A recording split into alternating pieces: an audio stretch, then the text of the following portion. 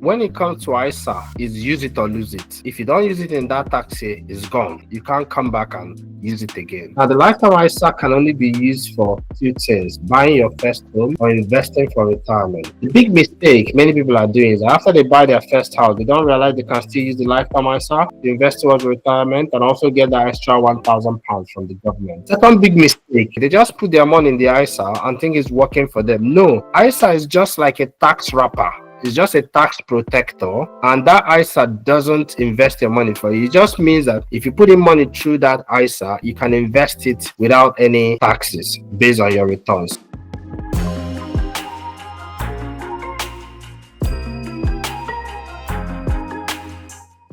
Right, so the ISA allowance is, I think the blessing is asking, is the ISA allowance 20K maximum, and does it also compound? So your ISA, you're allowed £20,000 per tax year. That's the maximum you can put in the tax year. And can somebody help me out here, please? When does the tax year start? April.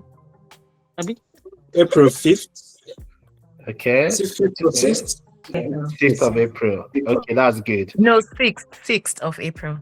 Number 6. That's important. 6. Thank you. So the tax year starts at April 6. It ends April 5. So your ISA allowance is April to April, from April 6 to April 5. If you miss your SIPP, for instance, if you just heard about SIPP and your pension allowance, if you feel, oh, I've missed this thing, I've not been contributing, you can do carry forward. There's something called carry forward. You can still claim for 3 years back. So that's something some people do, especially like I've got like some consultants that are working in London in Harley Street. They made some big private practice money. They're thinking, oh, what am I going to do? Some of them are able to do carry forward. But when it comes to ISA, it's use it or lose it. If you don't use it in that tax year, it's gone. You can't come back and use it again. So many people only find out after April 5. Once April 5 passes, you can't use that ISA again. So that's why it's really important to understand ISAs clearly. Now, ISAs themselves, the maximum you can put in a tax year is £20,000. Okay. Now, how do you distribute this £20,000?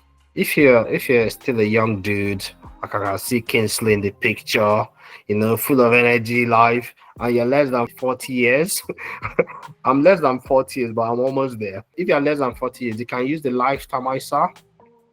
So the lifetime ISA allows you to put up to £4,000 in a tax year.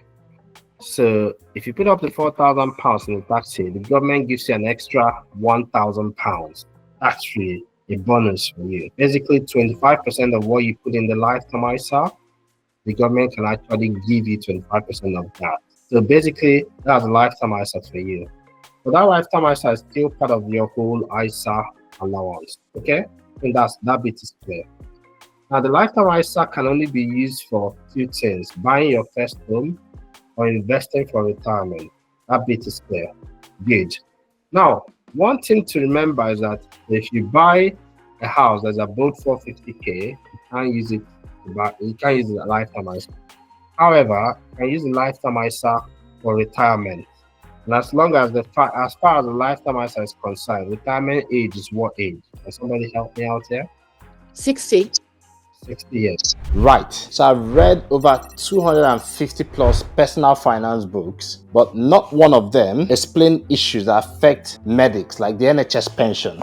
There's much more: NHS pension, investing, taxes, financial anxiety, student loans, and much more. Hi, I'm Dr. Andy Egrim. I'm the founder of MoneyWiseDoctor.com. For over 21 years, I've been investing personally and studying personal finance. I left my salaried NHS GP role 3 years ago after achieving what we call financial freedom. Since then, over 1,200 medics have joined our tax-efficient investing masterclass. And more than that, 10,000 medics, doctors and healthcare professionals have used my content to make smarter financial decisions and avoid costly mistakes. That's why I wrote The MoneyWise Doctor. So The MoneyWise Doctor, a book that I've written to simplify step by step the path from confusion to clarity for medics to help you make smarter financial decisions and avoid costly mistakes with your financial future. So far, we've helped over 1,000 doctors to learn how to save smarter, invest tax efficiently, and finally feel in control. If you're ready to gain clarity, confidence, and control with your money, tap below to join the waitlist for the MoneyWise Doctor book.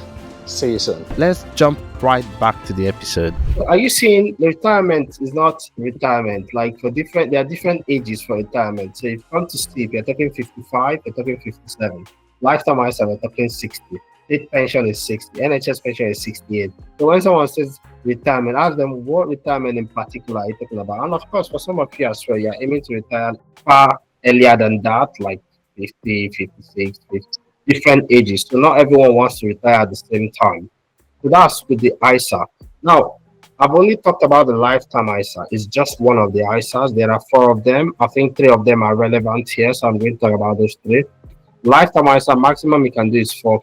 One ISA hack, if you're married or if you've got a partner, you can each do 4K each and you still get like the 1,000, both of you. And you can use it towards buying your first home. Because if you leave the UK, you can't contribute more to the ISA. And once you cross 50 years of age, you can't put more money to the ISA. The big mistake many people are doing is after they buy their first house, they don't realize they can still use the lifetime ISA to invest towards retirement and also get that extra £1,000 from the government. So they stop. The second big mistake that will be worth this session for you, if you already have a lifetime ISA, is that a lot of people leave their lifetime ISA in cash. I mean, if I'm buying my first house, then I want to leave my lifetime ISA in cash. I don't want to put it in the market. I don't know, the market goes up and down. You know, it might be that when I need it to buy my house, the market is down.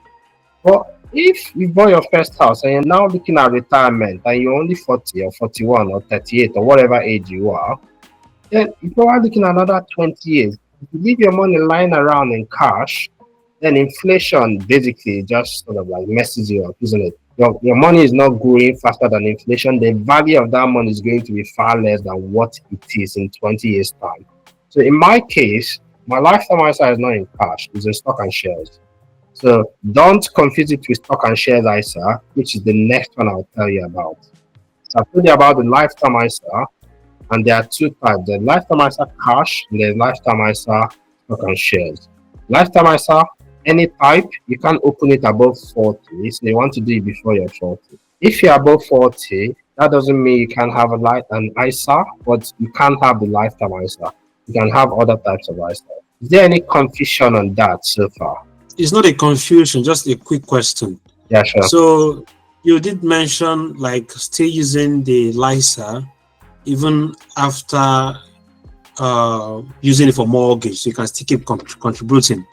And you just use yourself as an example that instead of just leaving it there as cash, you rather put it into stock. So, you know, like, so I can still make a profit on its own rather than inflation creeping in on the cash you've left there.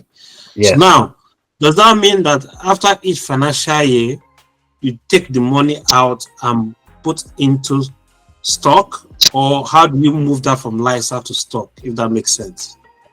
So basically, if the same way you deal with your any investment account, if you have a lifetime ISA, once you buy your first house, you notify the platform that you want to change from lifetime ISA cash to lifetime ISA stock and shares.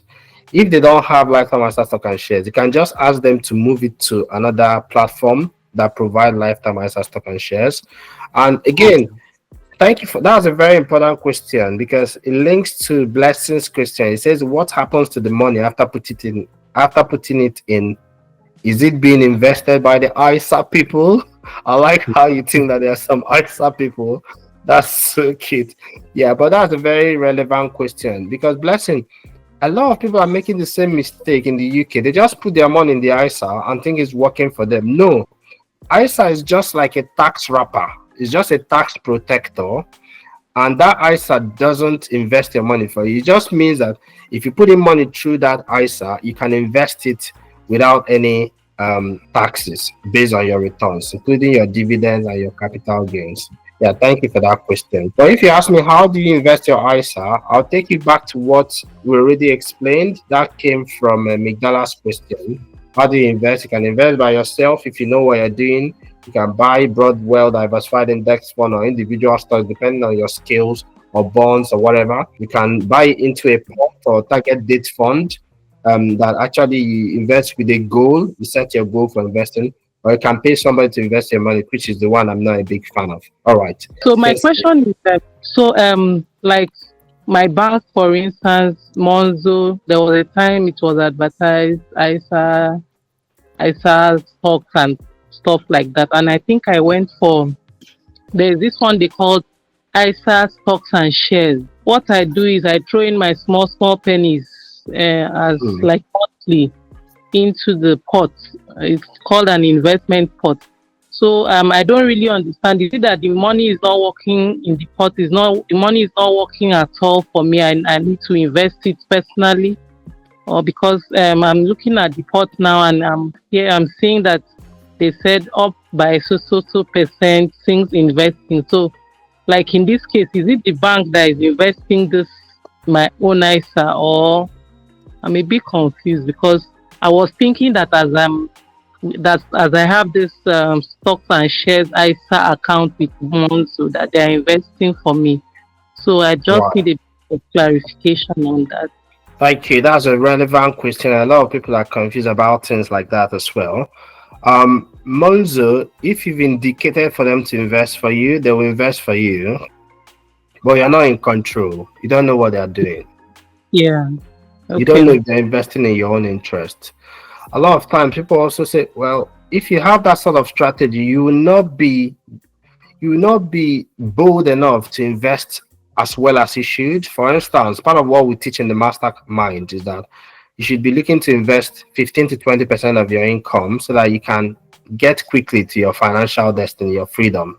If you're looking to achieve financial freedom at the point where your passive income pays for your life, you can't just put in £20 now, £10 there, because that's what you do because you're not sure what they are doing.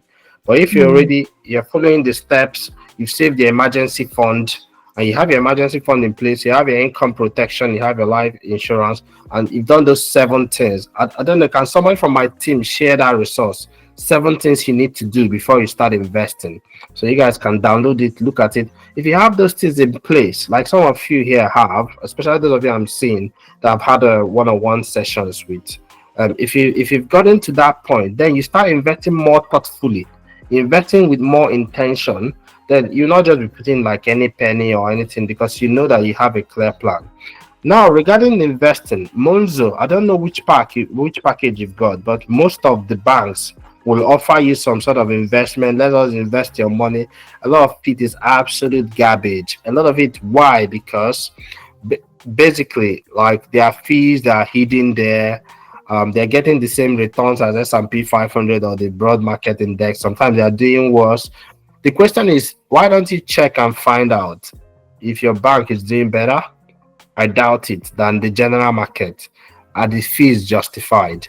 Again, we are limited in time, but basically this is what we delve into for 4 weeks for the masterclass, which is part of the mastermind.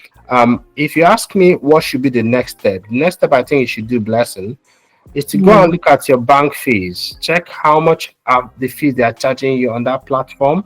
Akadana just checked and said, oh, it's compound, and Hargreaves Lansdowne has been around for a while. Check what are the fees are they charging you, and maybe just ask them, why are we charging these fees? If they tell you it's because we're investing your money, ask them, are you doing better than the market average? And it will be interesting to hear what they say. They're going to speak a lot of grammar, but again, maths don't lie. You can talk about anything with a lot of words, but maths don't lie. Okay, right, okay, does that make sense? Yeah. Lovely. Something special is coming. The MoneyWise Doctor book, a practical, step-by-step guide to investing smarter, optimizing taxes, and taking care of your financial future.